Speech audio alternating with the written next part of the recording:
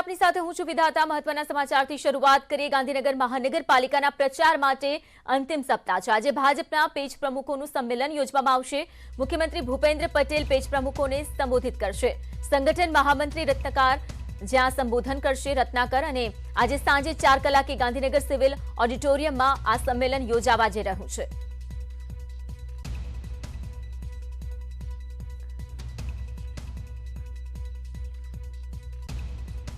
વધુ માહિતી સાથે જોડાઈ ગયા છે સંવાદદાતા મયુર। આજે જે પ્રકારે જ્યાં મહાનગરપાલિકાની ચૂંટણીનો પ્રચાર જે છે તેનો અંતિમ સપ્તાહ છે, કેવી રણનીતિ તૈયાર કરવામાં આવી શકે છે અને સાથે સાથે સંગઠન મહામંત્રી રત્નાકર જ્યાં સંબોધન કરવાના છે। આજે ખાસ બેઠક છે ઓડિટોરિયમમાં જ્યાં મુખ્યમંત્રી ભૂપેન્દ્ર પટેલ પણ ખાસ ઉપસ્થિત રહેવાના છે। તેને લઈને પણ વિગતવાર જાણકારી આપશો। જી બિલકુલ, ગાંધીનગર મનપાની જે ચૂંટણી છે તેનું પ્રચારનું અંતિમ સપ્તાહ છે અને તેને લઈ અને ભારતીય જનતા પાર્ટીએ રણનીતિ તૈયાર કરેલી છે। ભારતીય જનતા પાર્ટી દ્વારા દરેક વોર્ડની જવાબદારી છે તે મંત્રીઓને આપી દેવામાં આવેલી છે અને ખાસ કરી અને જો વાત કરીએ તો મુખ્યમંત્રી ભૂપેન્દ્ર પટેલ એ આજે પેજ પ્રમુખ સંમેલન સંબોધવાના છે। આ પેજ પ્રમુખ સંમેલન થકી જ ગાંધીનગર મનપા ઉપર ભારતીય જનતા પાર્ટીએ પોતાની સત્તા જે છે તે બરકરાર રાખશે તે પ્રકારનો દાવો ભારતીય જનતા પાર્ટી કરી રહેલી છે અને ખાસ કરી અને જો વાત કરીએ તો પેજ પ્રમુખ દ્વારા આ જે મનપાની ચૂંટણી છે તેને જીતવા માટેની જે તૈયારીઓ છે તે કરી લીધેલી છે। અંતિમ તબક્કાનો જે પ્રચાર છે તે ચાલુ કરી દેવામાં આવેલો છે ને અંતિમ અઠવાડિયામાં ગ્રુપ મિટિંગો સહિત તમામ પ્રકારનો જે પ્રચાર છે ડોર ટુ ડોર તે આરંભી દેવામાં આવેલો છે। સંગઠન મહામંત્રી રત્નાકરજી પણ આ પેજ પ્રમુખ સંમેલનની અંદર ઉપસ્થિત રહેશે અને તે પણ પેજ પ્રમુખોને સંદેશો આપશે અને આ ચૂંટણીની અંદર ભવ્ય વિજય મેળવવા માટેનું જે વિજય ટંકાર છે તે આ પેજ પ્રમુખ સંમેલનમાં કરવામાં આવશે। જી મયુર, આભાર તમામ માહિતી બદલ। અને હવે વાત શેરી ગરબા રમઝટની।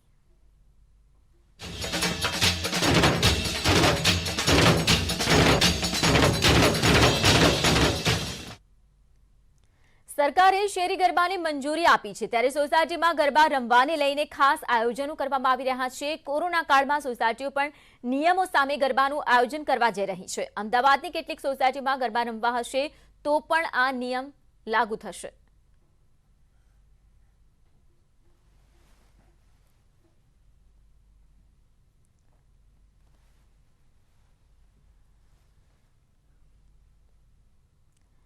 તો એક તરફ જ્યાં સરકારે શેરી ગરબાને મંજૂરી આપી છે, પરંતુ બીજી તરફ કોરોના હજી પણ છે, ઘણા ખરા કેસ પણ આવી રહ્યા છે, તે વાત ન ભૂલવી જોઈએ। તો કેવી સાવચેતી રાખીશું, આ તમામ આપણી સાથે વાત કરવા માટે તૈયાર છે ખાસ કરીને અમદાવાદ મેડિકલ એસોસિએશનના પૂર્વ પ્રમુખ ડોક્ટર મોના દેસાઈ। ડોક્ટર મોનાજી, આપનું સ્વાગત છે। સરકારે મંજૂરી આપી દીધી છે, ખેલૈયાઓ ખુશ થઈ ગયા છે અને ખુશીની વાત સૌ કોઈ લોકો માટે છે, કારણ કે ભેગા થઈને માની આરાધના થઈ શકશે, પરંતુ સાવચેતી પણ તેટલી જ જરૂરી છે। શું કહેશો દર્શકોને?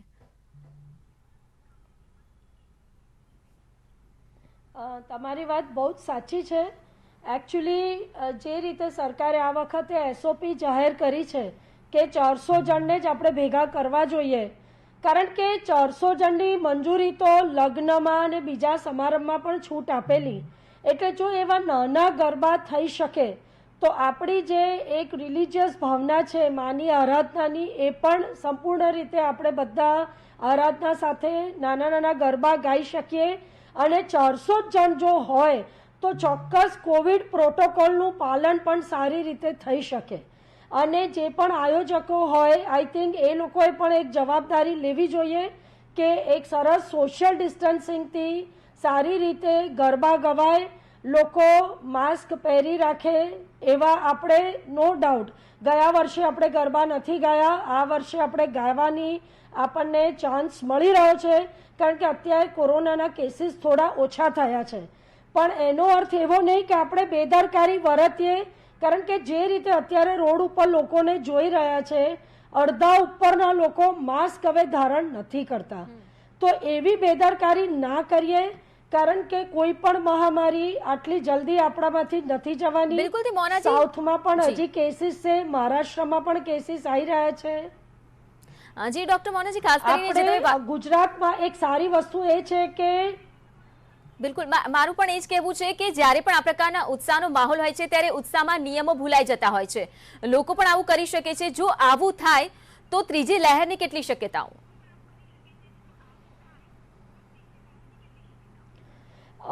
ત્રીજી લહેર ચોક્કસ આપણે નોતરી દઈએ જો આપણે જરા પણ સાવચેતી ના રાખીએ તો. પણ જો આપણે વેક્સિનેશનનું ધ્યાન રાખીએ, આપણે એવું કંઈ જો કરી શકાય કે એવા જ ખેલૈયાઓને એન્ટ્રી આપીએ જેણે 2 ડોઝ વેક્સિનના લઈ લીધા હોય, તો આપણે ખેલૈયાઓની પણ જે એકબીજાને ચેપ ન લાગે એનું પણ ધ્યાન રહે અને એક વેક્સિનેશન ડ્રાઈવ પણ થઈ જાય. એટલે એ રીતનું જો આયોજક કંઈ ધ્યાન આપે તો એ વધારે સારું. બિલકુલ. એક તરફ જ્યાં વેક્સિનેશન ડ્રાઈવ ચાલી રહી છે, મહાઅભિયાન ચાલી રહ્યા છે, લોકો વધુમાં વધુ રસી લે તે માટેના પ્રયત્નો તમામ રીતે ચાલી રહ્યા છે, લોકો પણ રસી અંગે જાગૃત થયા છે અને રસી લઈ પણ રહ્યા છે, પરંતુ હજુ પણ કેટલાક લોકો એવા છે નિરુત્સાહી જેઓ રસી સેન્ટર સુધી નથી પહોંચ્યા, રસી નથી લીધી. તો આ પ્રકારે જ્યારે આયોજન કરવામાં આવી રહ્યા છે તે શું યોગ્ય ગણી શકાય કે પછી યોગ્ય નિર્ણય છે સરકારનો? આપ શું માનો છો આ નિર્ણયને લઈને? હું એવું માનું છું કે 400 જણની જે છૂટ આપી છે એમાં વાંધો ના હોવો જોઈએ, કારણ કે મેં પહેલાં પણ કીધું કે બીજા સમારંભમાં પણ 400 જણની છૂટ આપી છે. આટલા ઓછા લોકો હોય તો ચોક્કસ તમે નિયંત્રણ અને બધા જ પ્રોટોકોલનું પાલન કરી શકો, પણ આયોજકે વધારે સાવચેતી રાખવાની છે. અને જે પણ ગરબા ગાનારા લોકો છે એ લોકો એક સેલ્ફ ડિસિપ્લિનથી ગરબા ગાવા જોઈએ. બધાએ સમજવું જોઈએ કે ગરબા ગાવા, માની આરાધના એ બધી સરસ વસ્તુ છે, પણ પોતાના જાનના જોખમે કઈ જ વસ્તુ ન કરાય. એટલે જો આપણે સ્ટ્રિક્ટ પ્રોટોકોલ્સ કોવિડના ફોલો કરીએ તો મને એવું લાગે છે કે આ નાનકડા મેળાવડામાં વાંધો નહીં આવે. બિલકુલથી નાના બાળકો જેમની હજુ રસી બાકી છે, કારણ કે જ્યારે ગરબા રમવા જતા હોય છે નાના બાળકોને પણ સાથે લઈને જતા હોય છે, તો તે બાબતને લઈને કેવું ધ્યાન રાખવું જોઈએ, કેવી સાવચેતી રાખવી જોઈએ? નાના બાળકોને અત્યારે બહાર કાઢવા ખૂબ ડેન્જરસ એટલા માટે છે કે હજી એ લોકો માટે કોઈ રસી આવી નથી અને નાના બાળકોમાં એટલી સમજ નથી હોતી કે માસ્ક ધારણ કરે. એટલે અમે એક તબીબ તરીકે એવું માનીએ છીએ કે જો માતા પિતા પોતાના બાળકને લઈને જાય તો એ એમની જવાબદારી છે કે બાળક માસ્ક ધારણ કરે, સોશિયલ ડિસ્ટન્સિંગથી રહે અને ત્યાં આગળ બી સારી રીતે ગરબા ગાતી વખતે માસ્ક કાઢી ના કાઢે, કારણ કે એને કોરોના વાયરસની બીજા પણ ચેપ લાગવાના ચાન્સીસ વધી જાય છે.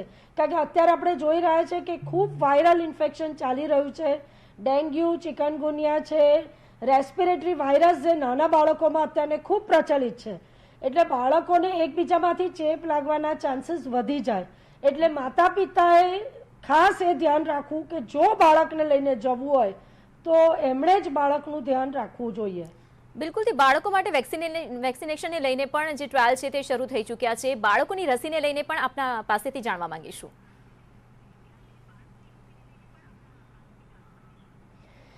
બાળકોના જે ટ્રાયલ્સ છે 12 થી 17 વર્ષના ટ્રાયલ્સ નિયરલી પતવા આવ્યા છે.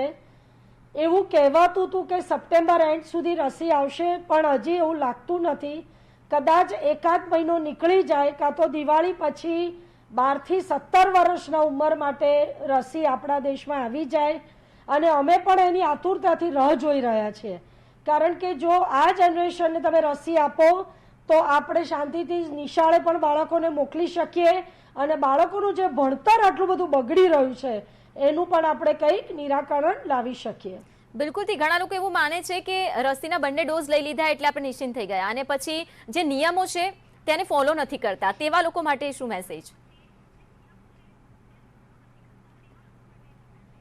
મારે એક જ વસ્તુ સમજાવી છે કે 2 ડોઝ રસીના લઈ લો એટલે એવું નહીં માનવાનું કે તમને કોરોના વાયરસનો ચેપ ન લાગે.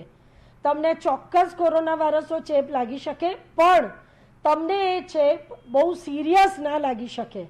પણ જો તમારામાં કોઈ બીજી બીમારીઓ હોય, કોમોર્બિડિટીઝ હોય, તો તમને એના કોમ્પ્લિકેશન્સ ચોક્કસ થઈ શકે. એટલે 2 રસી આપણને ચોક્કસ કોરોના વાયરસના સિવિયર ઇન્ફેક્શનથી બચાવે છે, પણ ઇન્ફેક્શન તો લાગી જ શકે. એટલે બેદરકારી જરા પણ ના વર્તાય. જી ડોક્ટર મોના, એટલે કે એવું કહી શકાય કે નવરાત્રી કરો પરંતુ નિયમો સાથે.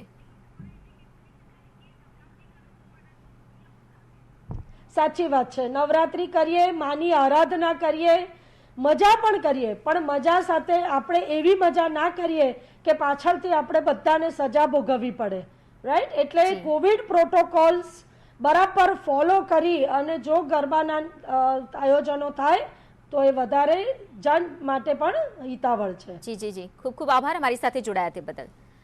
તો નવરાત્રી માટે છૂટછાટ આપવામાં આવી છે, પરંતુ તે છૂટછાટનો દુરુપયોગ ન થવો જોઈએ, બેદરકારી જે છે તે ન દાખવવામાં આવે તો જ કોરોના છે જેને સંપૂર્ણપણે આપણી વચ્ચેથી આપણે તેને ભગાડી શકીએ છીએ. એટલે નવરાત્રી કરો પરંતુ નિયમો સાથે, નિયમો ન ભૂલો, ઉત્સાહમાં નિયમો ન ભૂલાય તે બાબતનું ખાસ ધ્યાન રાખજો.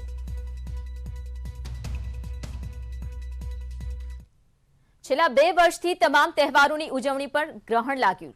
તો ગુજરાત ઓળખ સમાન જે નવરાત્રીનો તહેવાર છે હવે નજીક છે. સરકારે પણ 400 લોકોને શેરી ગરબા રમવા માટેની મંજૂરી આપી દીધી છે. તેવામાં રાજ્યના લોકો પણ હવે નવરાત્રીની ઉજવણી કરવા માટે તલપાપડ થઈ ગયા છે. ભલે પાર્ટી પ્લોટ કે ક્લબની મંજૂરી નથી મળી, પરંતુ ગુજરાતની ગમે ત્યારે ગમે ત્યાં રમવાનું જે છે, ગરબા રમવાનું તે કહો એટલે હંમેશા તેઓ તૈયાર જ હોય. તે રીતે આ વર્ષે શેરી ગરબામાં નવરાત્રીની ધૂમ રહેશે. બીજી તરફ 2 વર્ષથી બેકાર થઈ ગયેલા ચણિયાચોળીના વેપારીઓમાં પણ આ વર્ષે અવનવી ડિઝાઇનની ચણિયાચોળી સાથે સારા એવા વેપારની પણ આશા છે. તો આવો જાણીએ રાજકોટના ખેલૈયા અને વેપારી નવરાત્રી વિશે શું કહી રહ્યા છે. नवरात्रि यानी कि गुजराती लोगों के लिए बहुत ही एक्साइटमेंट वाला त्यौहार है। मतलब नवरात्रि का नाम सुनते ही लोगों में एक अलग ही एक्साइटमेंट आ जाता है। अब रही बात हमारी कोरोना की, तो बहुत बुरे समय देखा, फर्स्ट वेव सेकेंड वेव, बहुत ही बुरा समय देखा लोगों ने। लेकिन अब जब फेस्टिवल्स की बात आती है और स्पेशली नवरात्रि की बात है तो मतलब सब लोग बहुत एक्साइटेड हो गए जाने के लिए। हाँ, ये बात और कुछ और है कि इस साल 400 लोग ही अलाउड है। हाँ, थोड़ा मज़ा भी कम आएगा क्योंकि हर बार ग्राउंड में 2000-3000 से भी ज़्यादा लोग होते हैं। लेकिन कोई बात नहीं, हमें तो खेलने से मतलब है, तो खेलेंगे और एंजॉय करेंगे। हम लोग 2 साल से गरबा खेले ही नहीं है, इसलिए हम बहुत ज़्यादा एक्साइटमेंट में है कि इस बार हम नवरात्रि में 2 साल से जो हमने नहीं किया वो हम सब मिस कर रहे हैं और बहुत मिस कर रहे हैं। और सो हम लोग इस बार बहुत एक्साइटमेंट से नवरात्रि का वेट कर रहे हैं। अभी तो 2 साल से कोरोना के हिसाब से बंद था नवरात्रि, इसलिए अब है तो 50%, 400 आदमी के लिए खेल रहे हैं, तो बिजनेस में घाटा तो आएगा ही।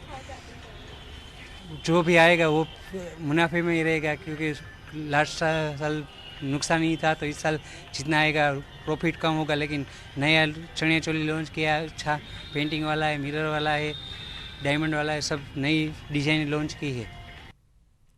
વરસાદને લઈને અંબાલાલ પટેલે અનુમાન કર્યું છે બંગાળની ખાડીમાં ડીપ ડિપ્રેશન સક્રિય બન્યું છે. આગામી 12 કલાકમાં ડીપ ડિપ્રેશનમાંથી વાવાઝોડામાં પરિવર્તિત થશે. દક્ષિણ ઓડિશાના દરિયા કિનારાના વિસ્તારમાં યલો મેસેજ. વાવાઝોડાની અસર ગુજરાતના વાતાવરણ પર થવાની પણ સંભાવના છે. હવામાન નિષ્ણાંત અંબાલાલ પટેલે તેનું અનુમાન લગાવ્યું છે. 27 સપ્ટેમ્બરથી 5 ઓક્ટોબર સુધીમાં વરસાદનું અનુમાન છે. ગુજરાતના કેટલાક વિસ્તારોમાં ગાજવીજ સાથે ભારે વરસાદ પણ રહી શકે છે. તો 27 સપ્ટેમ્બરથી 5 ઓક્ટોબર સુધીમાં વરસાદ વરસી શકે છે. આ અંગેની આગાહી વ્યક્ત કરી છે અંબાલાલ પટેલે. તો જે સિસ્ટમ છે તે સક્રિય બની છે અને આપણે જણાવી દઈએ કે આગામી 12 કલાકમાં ડીપ ડિપ્રેશનમાંથી વાવાઝોડામાં પરિવર્તિત થશે આ સિસ્ટમ.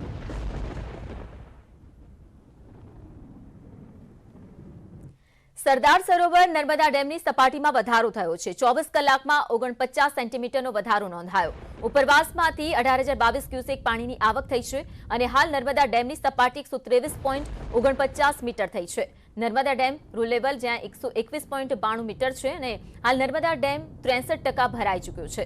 નર્મદા ડેમમાં હાલ 5,550 MCM લાઈવ સ્ટોરેજ છે. કેન્દ્ર સરકારમાં મંત્રાલય બન્યા પછી પ્રથમવાર આજે સહકારિતા સંમેલનનું આયોજન થયું છે. કેન્દ્ર સરકારનું સહકારિતા વિઝન, જેમાં કરોડો લોકો ઓનલાઈન જોડાયા. આ સંમેલનમાં અમિત શાહ સંબોધન કરશે. સંમેલનમાં ગુજરાતના અનેક સહકારી અગ્રણી સહિત સહકાર ક્ષેત્રે જોડાયેલા 2000 જેટલા અગ્રણીઓ દેશભરમાંથી હાજર રહ્યા.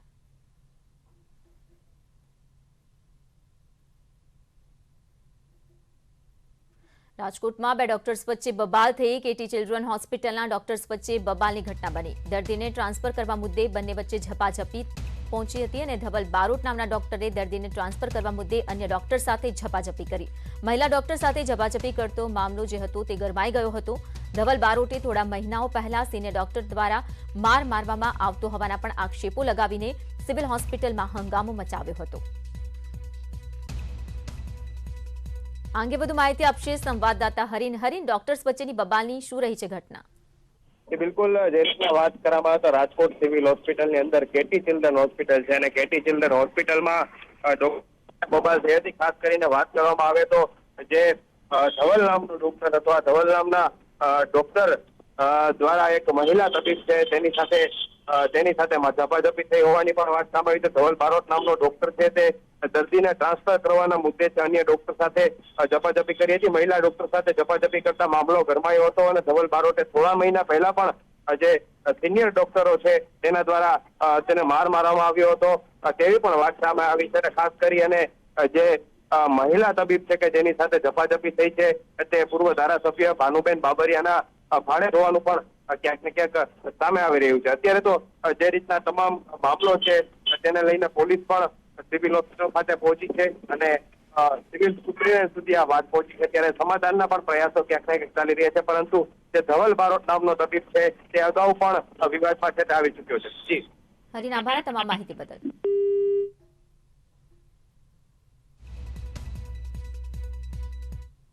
અને હવે વાત કરીએ વર્ષોથી વિકાસ ઝંખતા એક ગામની. છોટાઉદેપુરના નસવાડીનું કુંડા ગામ.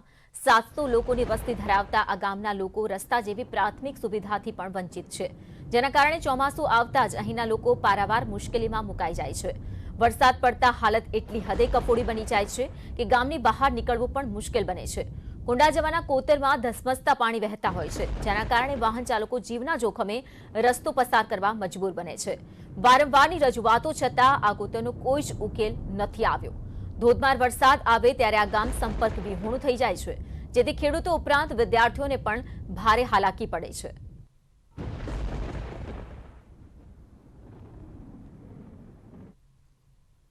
છોટાઉદેપુરમાં એક વ્યક્તિ પર રીંછે હુમલો કર્યો છે. પાવી જેતપુરના જેથાપુર ગામમાં રીંછના હુમલાની ઘટના બની છે. રીંછે જમણા ગાલ પર પંજો માર્યો. જમણા હાથ પણ ગંભીર રીતે જ્યાં ઇજાગ્રસ્ત થયા છે, ત્યારે ભોગ બનનાર વ્યક્તિને હાલમાં સારવાર માટે વડોદરા ખસેડવામાં આવ્યો છે.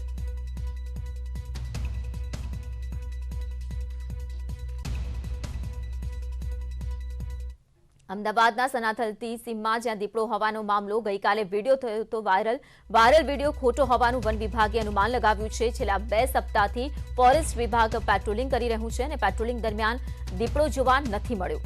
સનાથલથી લઈ વિસલપુરની સીમમાં પાંજરા પણ મૂકવામાં આવ્યા છે.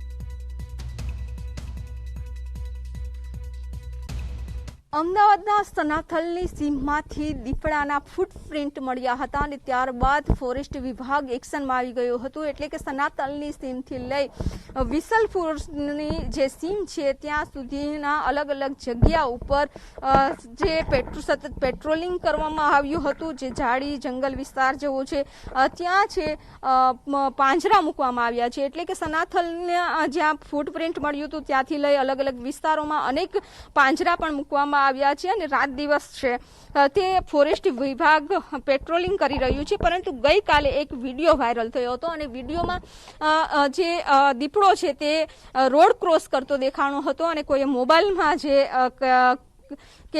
મોબાઈલના કેમેરામાં કેદ કરી લીધું હતું. ત્યારે એવું લાગતું હતું કે કહેવામાં આવતું હતું કે વિસલપુર વિસ્તારની સીમનો આ વિડીયો છે, પરંતુ જ્યારે ફોરેસ્ટ વિભાગ સાથે વાત થઈ અને ત્યારે તેઓએ જણાવ્યું છે કે જે ગઈકાલે વિડીયો જે વાયરલ થયો છે તે વિસલપુરનો નથી અને એ ફેક વિડીયો છે. ખાસ કરીને સતત પેટ્રોલિંગ કરી રહ્યા છે ફોરેસ્ટ વિભાગ, ત્યારે અત્યાર સુધી હજુ દીપડાના કોઈ વાડ મળ્યા નથી. કેમેરામેન પંકજ મકવાણા સાથે વિભુ પટેલ, ન્યૂઝ 18 ગુજરાતી, અમદાવાદ. યુપીએસસીમાં ગુજરાતનો ડંકો વાગ્યો છે. સુમિત મકવાણાએ મેળવ્યો છે 566મો રેન્ક. ગુજરાતી સાહિત્યના વિષય સાથે યુપીએસસી પાસ કરી છે, તો મહત્વપૂર્ણ કહી શકાય ગુજરાત માટે આ સમાચાર. યુપીએસસીમાં ગુજરાતનો ડંકો સુમિત મકવાણાએ 566મો રેન્ક પ્રાપ્ત કર્યો છે. તો સુમિત મકવાણા ખુદ આપણી સાથે જોડાઈ રહ્યા છે, તેમની સાથે સીધી વાત કરીશું.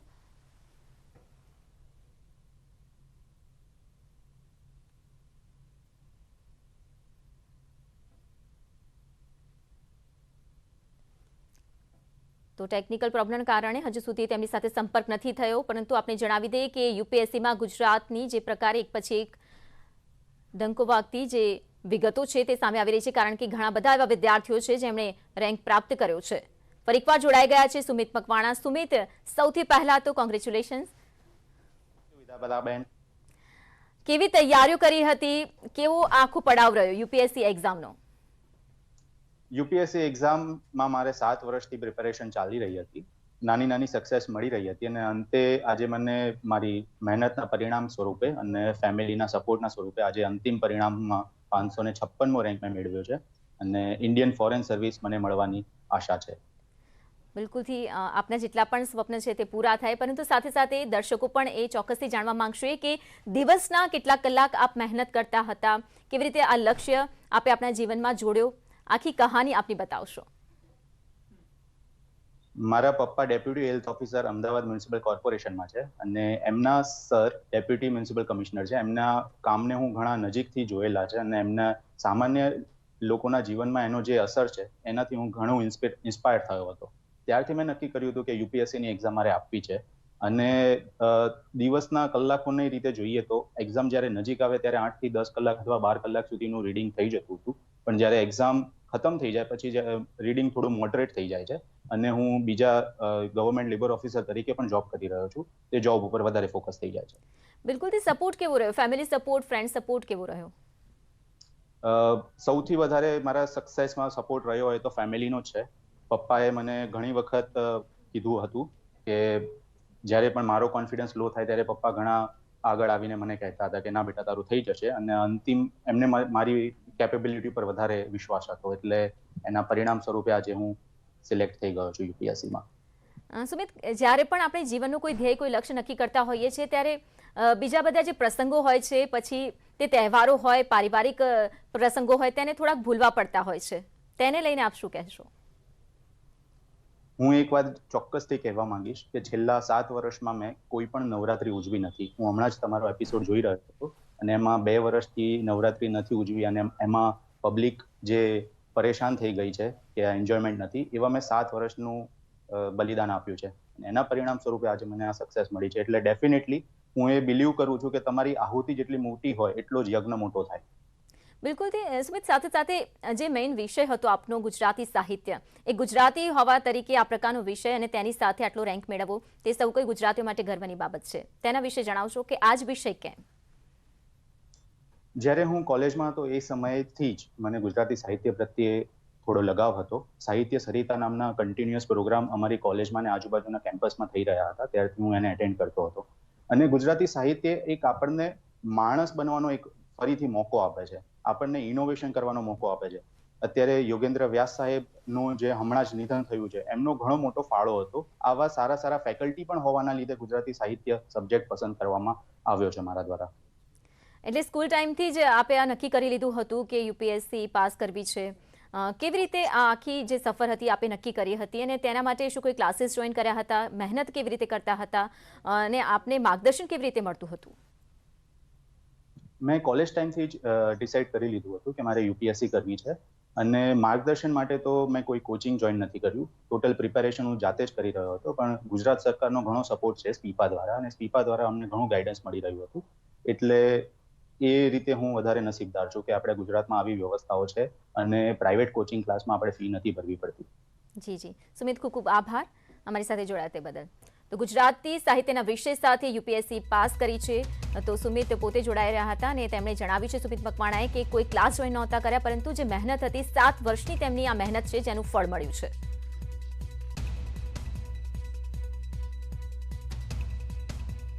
તો આ હતા અત્યાર સુધીના ખાસ સમાચાર. વધુ સમાચારો માટે આપ જોડાયેલા રહો ન્યૂઝ 18 ગુજરાતી સાથે. નમસ્કાર.